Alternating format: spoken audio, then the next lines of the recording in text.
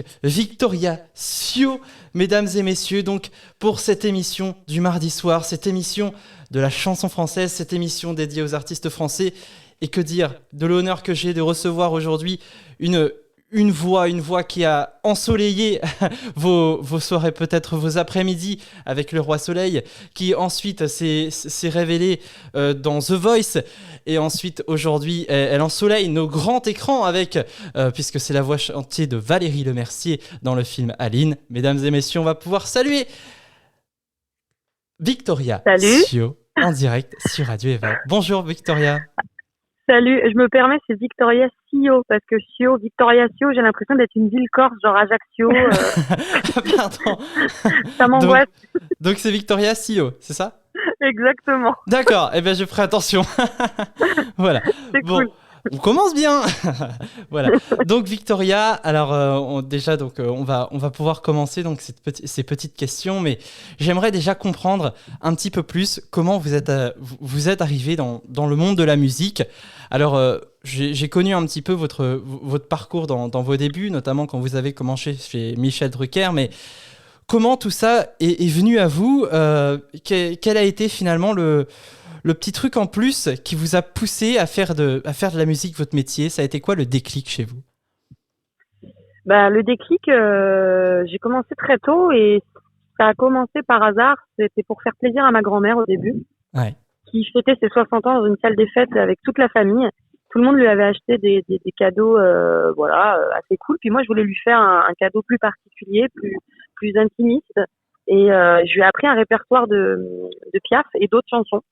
Bien sûr. Et je me suis retrouvée sur cette scène-là, dans cette salle des fêtes, devant toute ma famille, devant mes parents, devant ma grand-mère. Et c'est la première fois que j'ai poussé la note. Et ma mère, elle m'a dit, mais en fait, tu m'avais jamais dit que tu chantais comme ça. Puis moi, je me trouvais plutôt, j'étais à l'aise. Je me suis dit peut-être que, je sais pas, c'est peut-être ma destinée, c'est peut-être là où je dois me retrouver. Ouais. Et j'étais jeune, je devais avoir, je sais pas, 10 ans, quoi. Et j'ai dit à ma mère tout de suite après ça, j'ai dit, maman, s'il y a un casting télévisé ou un truc comme ça, j'aimerais bien que tu m'inscrives. Et elle m'a inscrite. Et j'ai fait ce qu'on appelle l'émission Je passe à la télé avec Georges Belair et Valérie Mérès, qui était un genre de, comme maintenant, Incroyable Talent. Oui. C'est-à-dire qu'il y avait plein d'artistes qui venaient chanter, des gens qui venaient danser, des gens qui venaient, je sais pas, être magiciens, faire des tours d'acrobatie, des choses comme ça. Et j'ai remporté ce concours. Et en fait, ça m'a donné accès à une maison de disques, à un producteur. Et depuis ce jour, en fait, j'ai pas arrêté de faire de la musique. Voilà. D'accord, vous n'avez jamais arrêté de faire de la musique. Et justement, parlons-en de cette musique. Donc, vous avez commencé dans la comédie musicale. Enfin, vous n'avez pas commencé dans la comédie musicale, mais la comédie musicale a donc fait partie de votre vie. On va essayer d'un petit peu avancer dans la carrière. Mais donc, cette aventure dans la comédie musicale, alors moi, j'aimerais savoir, dans la vie d'un artiste, qu'est-ce que ça apporte finalement? C'est une expérience dans la comédie musicale. Qu'est-ce que ça vous a apporté finalement, cette expérience du Roi Soleil, avant qu'on arrive à parler de votre EP et de ce magnifique FLMP? C'est une expérience scénique, c'est une expérience humaine. On a l'opportunité de pouvoir jouer pendant plusieurs années dans des salles, en l'occurrence avec le Roi Soleil, c'était complet très souvent. Ouais. Donc moi j'ai commencé ce métier avant, mais j'avais jamais eu l'expérience de jouer dans des salles de Palais des Sports, de Zénith, et tous les soirs ça nous apporte une rigueur, une expertise un peu plus poussée de tout ce qui est scène, de se connaître un peu plus vocalement, d'aller à la rencontre de son public. Parce que les spectacles musicaux, c'est génial parce que dans la salle, on a un public extrêmement populaire qui va des enfants aux ados, aux parents, aux grands-parents. Donc, quand on arrive à taper dans leur oreille, dans leur œil, parce que on est une troupe, donc des fois, ils vont s'accrocher à un chanteur, des fois à un second rôle ou peut-être à un comédien ou peu importe. Et quand on arrive à leur plaire et à les séduire, c'est un public qui est extrêmement fidèle. Et grâce à cette aventure, en fait, j'ai agrandi ma team, tout simplement. C'est des gens que je vois encore maintenant, 18 ans après, parce que c'était il y a 18 ans. Déjà. J'étais un petit bébé de 17 ans. J'étais la plus jeune de la troupe. D'accord. Donc j'ai appris plein de choses, évidemment. Et puis aussi, le côté humain de vivre une aventure de troupe, c'est génial. Enfin, On a fait 3 mois et demi au Palais des Sports, on est parti 6 mois en tournée, on est retourné au Palais des Sports, reparti en tournée, et on a été une des premières comédies musicales à jouer et à finir cette aventure à Bercy. Donc Bercy, c'était, je crois, 8 9 000 personnes, quoi. C'était énorme, quoi. Ouais. Donc être si jeune et vivre cette aventure-là, c'était vraiment quelque chose de très fort pour moi. Je n'oublierai pas. Voilà, j'en suis sûr, oui, que ça doit être inoubliable. Et j'ai une petite question. Vas-y, Oui. Sarah. Par rapport au Roi Soleil, vous avez intégré la troupe via un casting ou via les producteurs? Comment ça s'est passé? C'était un casting, ouais, c'était un casting. J'y suis allée un peu au culot. À l'époque, j'étais sur un spectacle qui s'appelait Holiday on Ice, qui est un spectacle musical sur glace, et je chantais la bande originale de ce spectacle. Et en 2004, je crois, c'est ça? 2004, il me semble. C'est ça. Et il y avait une dernière date que je n'ai pas faite. J'ai dit, je suis désolée, je dois passer un casting. Je sais pas si je le sentais ou pas, mais c'était pour passer le casting du Roi Soleil.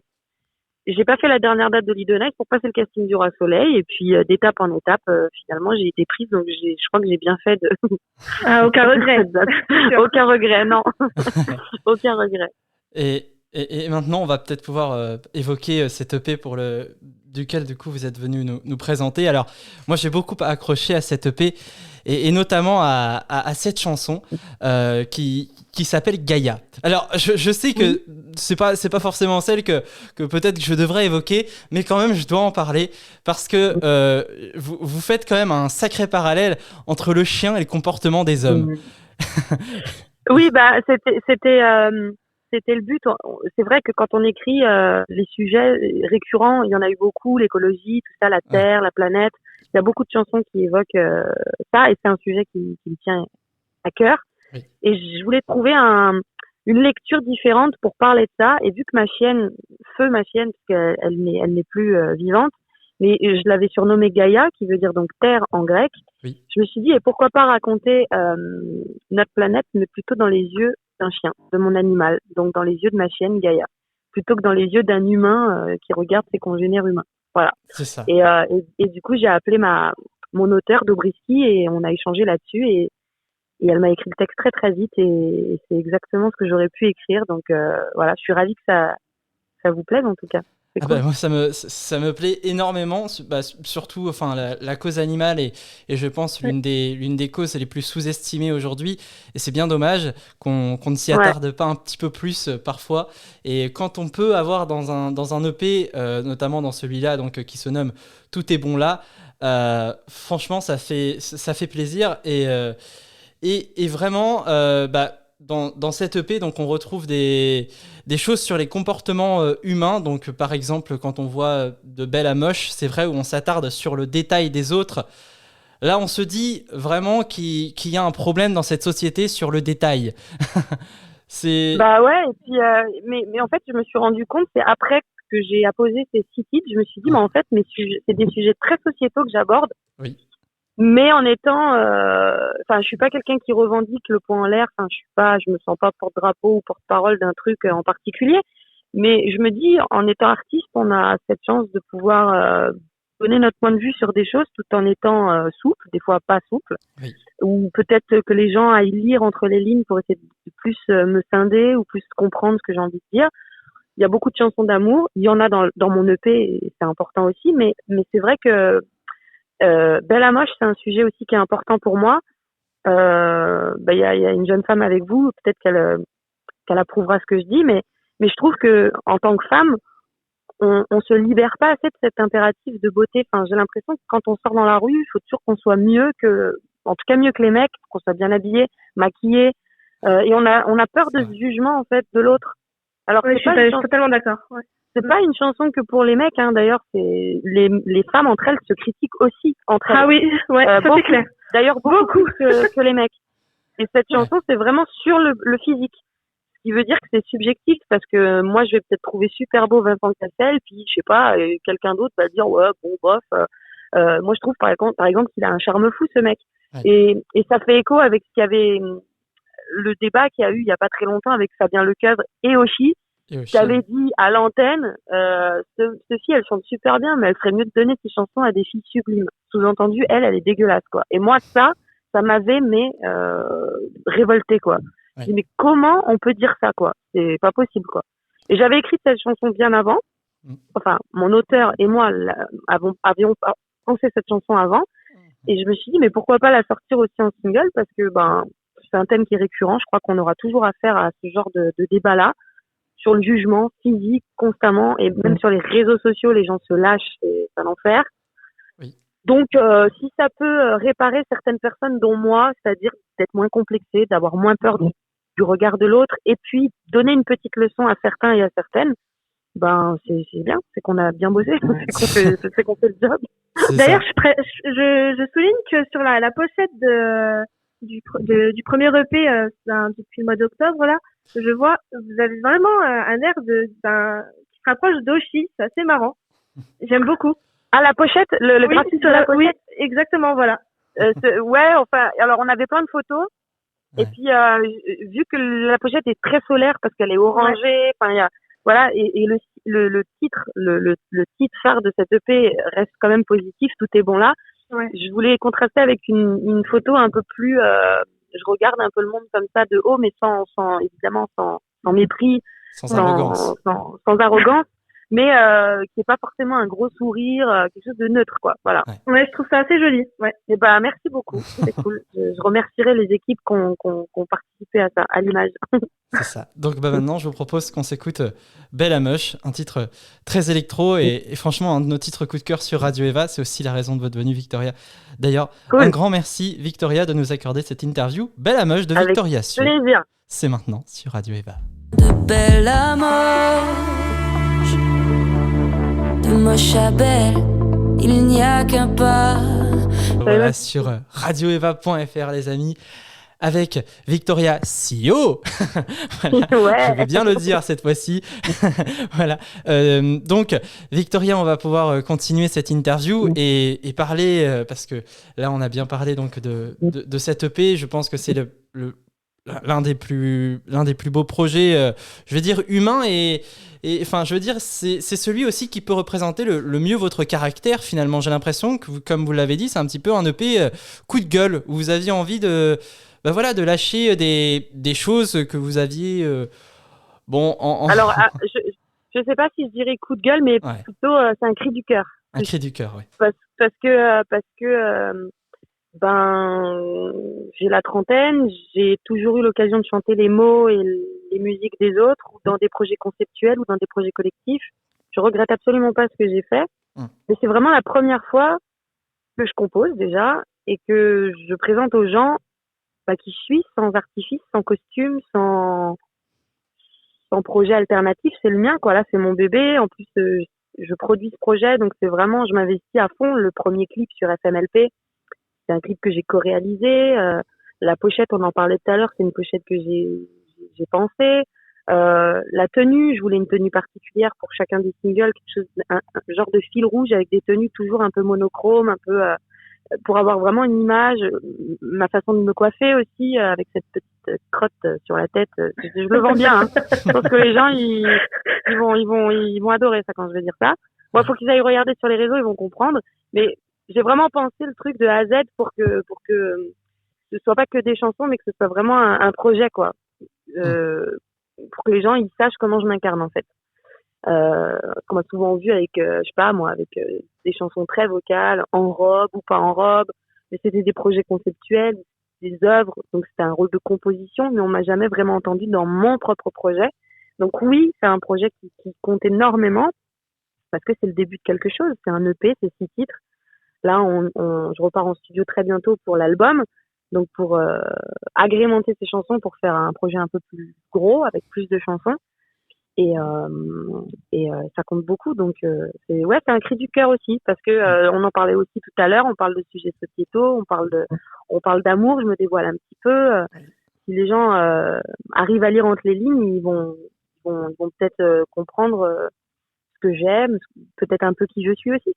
Voilà, qui vous êtes. Et on peut le dire, vous avez de nombreuses facettes, finalement, puisque en plus, en ce moment, vous êtes aussi... alors, je ne vais pas dire à l'affiche d'un film, mais en tout cas dans la voix de Valérie Lemercier, donc de la voix chantée de Valérie Lemercier dans le film Aline. Alors, c'est vrai que ce projet, finalement, tombe à pic avec la sortie de l'EP et tout ça. Euh, Est-ce que vous arrivez à gérer les deux en même temps? Parce que c'est vrai que là, en ce moment, on vous voit beaucoup, du coup, beaucoup en promo. Est-ce que c'est pas trop compliqué d'avoir deux choses? Alors, c'est une question totalement artistique que je vous pose, hein. Est-ce que c'est pas trop compliqué de tenir sur le bout de vos mains deux aussi belles choses qu'est la sortie d'un film et également votre EP? Bah non, maintenant quand je fais de la promo, j'emporte avec moi une paire de baskets et une paire de talons. Comme ça, je sais que paire de baskets c'est mon projet et talons c'est Aline. Non, mais après c'est génial. Je vais absolument pas me plaindre de ce qui se passe. Non. On sort déjà d'une période très compliquée où remonter sur scène, refaire de la musique, retourner au contact des gens, c'était presque inconcevable et on l'avait presque oublié. Là, j'ai l'occasion de le faire. C'est sûr que mes journées vacillent entre parler de mon projet et le lendemain je fais une promo avec Valérie pour Aline et des fois c'est les deux et des fois on revient à mon projet donc c'est génial. J'adore ce schizophrénie artistique quoi parce que du coup je m'enferme pas dans une case non plus et j'ai l'opportunité de présenter à des gens comme vous, à des radios ou à des médias ou à des fans ou à des nouveaux abonnés. Ben, tout ce que je prépare en ce moment et là d'un coup tout arrive en même temps et c'est bien aussi. Donc et c'est ce que je dis très souvent, Valérie Lemercier n'est pas obligée de m'emmener avec elle à chaque fois en promo ou comme elle a pu le faire cet été au Festival de Cannes, au Festival d'Angoulême. On a fait Michel Drucker, ça passe dimanche. Ouais. Enfin, moi avec mon projet solo, j'aurais peut-être pas pu avoir accès à ce genre de promotion sans la lumière d'Aline. Donc forcément que c'est une super grosse opportunité pour moi et je remercie énormément Valérie de me mettre en lumière avec elle parce que quelque part c'est son film, moi je suis dans l'ombre même si je suis la voix de son film, mais elle n'est pas obligée à chaque fois de me mentionner et de m'emmener avec elle, de me faire faire des choses. Donc c'est quand même très très cool ce qui se passe. Voilà. Alors, Après, vas-y. Après, enfin, quand vous dites qu'elle n'est pas obligée de vous mentionner, vous êtes quand même un élément important dans le film. Vous êtes quand même la voix. Vous avez une voix. J'ai entendu l'extrait sur RTL. Le N mort, là, il est énorme. Voilà, c'est. Oui, mais moi je suis toujours très étonnée parce qu'on fait un milieu. Vous qui êtes dans la musique, vous devriez savoir, mais c'est un milieu on le dit, de requins. C'est compliqué. Exactement. Il y a de moins en moins d'humanité. Il y a de plus en plus d'intérêt fois on passe un artiste à la radio juste parce que je sais pas, il a payé pour passer ou parce que c'est le copain d'un tel ou quoi. C'est très difficile de se faire ami aujourd'hui dans la musique, c'est très difficile de pousser la porte même si on a des choses à dire, même si on a une belle visibilité, un bel environnement, c'est très très difficile et quand on a affaire à des gens comme Valérie Lemercier, c'est son film, c'est son bébé, elle est réalisatrice, c'est l'interprète du film, elle l'a pensé, elle n'est pas obligée de mentionner parce que je parle de moi, mais elle cite à chaque fois son équipe, c'est-à-dire ses acteurs, même la chef costumière, même sa maquilleuse, elle va parler de toutes les personnes qui ont fait en sorte que ce film existe et elle n'est pas obligée de le faire. Elle pourrait garder la lumière sur elle et ne parler que d'elle et de comment elle a amené son film et ne pas citer les autres. Et bon là, en l'occurrence, on parle de mon projet, donc je reviens sur le sujet, mais c'est vrai qu'à chaque fois, elle mentionne mon nom et quand elle peut m'emmener en promo, si je fais des promos avec elle, c'est parce qu'elle l'approuve. Donc et elle n'est pas encore une fois obligée de le faire et donc forcément en le faisant, oui, forcément ça m'amène aussi un petit peu de projecteur sur mon projet. J'ai des abonnés en plus sur mes réseaux sociaux, j'ai des gens qui me découvrent, qui découvrent le film et je trouve ça, ça fait beaucoup de bien quoi. On se prend d'un coup une petite vague de soutien, d'amour et ça fait vraiment du bien. Et maintenant je vais faire un petit parallèle avec les deux projets. Est-ce que l'un vous a amené des idées par rapport à l'autre? Est-ce que l'un vous a permis de travailler des choses par rapport à l'autre? Est-ce qu'il y a eu des anecdotes, je dirais un petit peu communes par rapport aux deux? Alors inconsciemment oui, c'est-à-dire que dans l'EP par exemple, j'ai mis une version acoustique d'un titre et j'ai une chanson qui est complètement balade, qui est un peu hybride, qui s'appelle Modou, Oui. J'avais peut-être, enfin, au début, mon choix de titre, c'était peut-être plus, enfin, c'était que des up tempo en fait. Ouais. Et puis je me suis dit que ce serait peut-être cool aussi de faire des respirations, de faire des traits d'union, parce que les gens m'ont connue aussi dans la chanson française, même si c'est dans mes projets conceptuels et collectifs. Avec Aline, on est encore dans de la chanson française pop, mais quand même de la chanson française, de la variété. Et du coup, je me dis ça fait partie de moi, et je sais que c'est quelque chose qui plaît aussi aux gens qui me suivent. Et je peux pas me travestir, je peux pas l'enlever ça. Je peux pas d'un coup être une rappeuse, bon, c'est pas le cas, mais je peux pas d'un coup être une autre personne. Donc il faut que je garde ce petit truc de moi en le combinant avec un autre style musical qui est justement les petites touches d'électro, d'urbain, d'ethnique qu'on va pouvoir mettre dans certains titres. Là, dans Gaïa, il y a un peu d'afro, il y a dans Belle Hamoche, FMLP, il y a ce côté un peu plus électro, vraiment assumé. Oui. Mais on a toujours des mélodies qui restent bah, mélodieuses, je sais pas comment dire ça autrement, mais qui restent la base reste de la chanson française, voilà. Ouais. Et du coup, on a fait une version acoustique d'FMLP. La vraie version est assez couillue. Enfin, on a un drop, un refrain qui est très très singulier, qui avec beaucoup de personnalité, enfin, avec la touche Moziman. Donc ceux qui connaissent, c'est assez assumé électro. Et on en a fait une version acoustique piano-voix, sans artifice, vraiment juste la voix et un piano. Et je sais aussi que dans ce registre-là, j'adore déjà présenter aussi mes chansons différemment sous un autre angle, et je sais que les gens aiment aussi ce format-là. Donc quand j'ai fait Aline, je me suis dit il faut pas que je les perde les gens s'ils m'aiment dans ce registre-là, il faut aussi qu'ils le retrouvent un petit peu dans cette EP. Donc voilà, pour répondre à ta question, je pense que inconsciemment j'avais déjà pensé cette EP comme ça, et quand Aline est arrivée, je me suis dit bon, j'espère qu'ils seront pas trop perdus quand ils écouteront l'EP qui est un petit peu plus qui est un peu moins vocal, mais qui l'est un petit peu de temps en temps, mais qui est peut-être plus musical. Voilà. Ouais. Et dernière question, je vais maintenant vous demander, mais enfin, du coup, vous avez un titre donc qui s'appelle Foutez-moi la paix, hein, le fameux FMLP.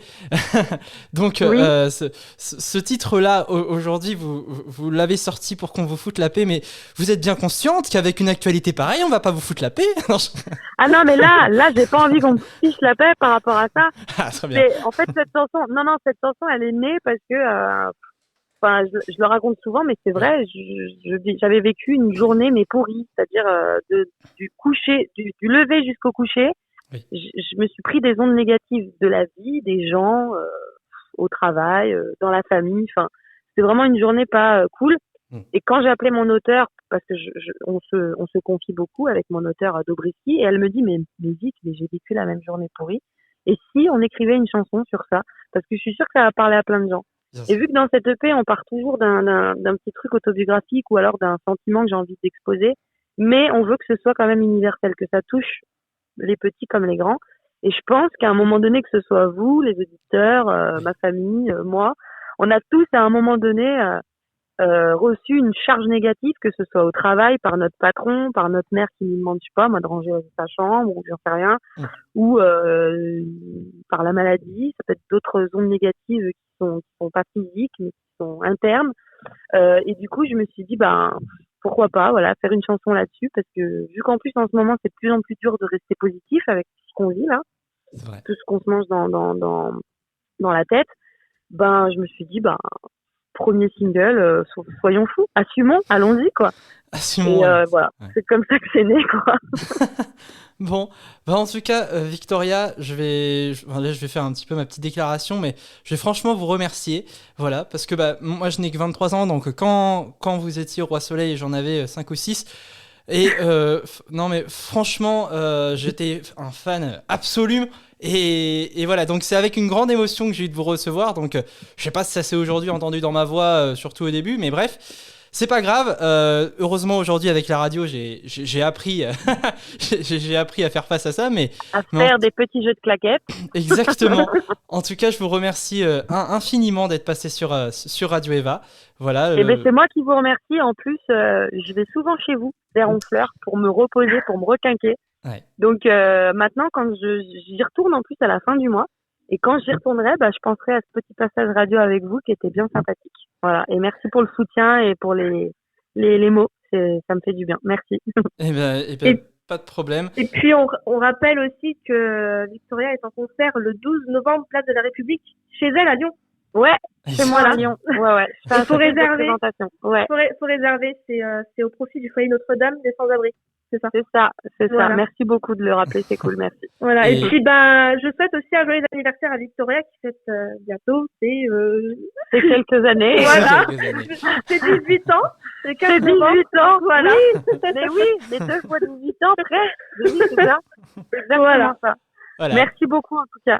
Mais- Il n'y a pas de souci. Et donc, je vais, du coup, puisque Sarah l'a commencé, je vais donc vous demander maintenant comment on va pouvoir suivre vos aventures. C'est toujours ma question de fin, mais voilà, comment on va pouvoir suivre vos aventures au quotidien. Eh ben, sur mes réseaux sociaux, je suis très active sur mes réseaux. C'est moi qui les gère. Il n'y a pas d'admin derrière. Même les petits fans qui m'écrivent, souvent, je leur réponds. Enfin, je suis très active. Donc, sur mes réseaux, le site www.victoriaco.com. Si les gens veulent l'EP en physique, je le dédicace, je l'envoie. Sinon, il est accessible sur toutes les plateformes. Et voilà. Eh ben, super. En tout cas, merci beaucoup, Victoria. Et merci à vous. Prenez grand soin de vous. Et puis, peut-être, à bientôt sur Honfleur. Qui sait si un jour on fait une scène, on ne sait jamais. Ah bah ouais, grave, avec plaisir. C'est parti. Bon, en tout cas, merci beaucoup, Victoria. Et puis, sachez-le, Honfleur vous aime. Et j'espère aussi que Honfleur aujourd'hui a su vous rendre l'amour que vous lui portez. Voilà. Allez. Très cool. Merci beaucoup. Merci à vous, Victoria. On s'écoute maintenant Merci. FMLP et on va pouvoir foutre la paix à Victoria. Voilà, c'était la petite dose d'humour de fin d'interview. Fallait bien que je la fasse. Voilà. Allez, à tout de suite. Restez avec nous, chers auditeurs.